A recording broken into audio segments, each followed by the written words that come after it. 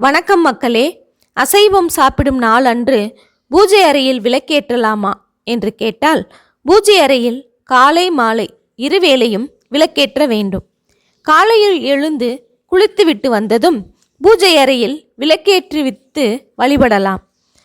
அந்த நேரத்தில் நிச்சயம் யாரும் அசைவம் சாப்பிடப் போவதில்லை.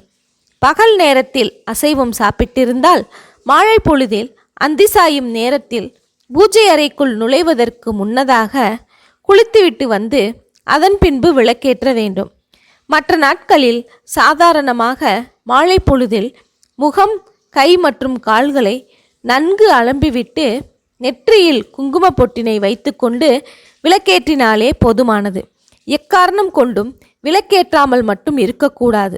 விளக்கேற்றினால் வீட்டில் மகாலட்சுமியின் ஆசீர்வாதத்தால் நல்ல சுபிட்சம் உண்டாகும் என்கின்றனர் நமது பெரியோர்.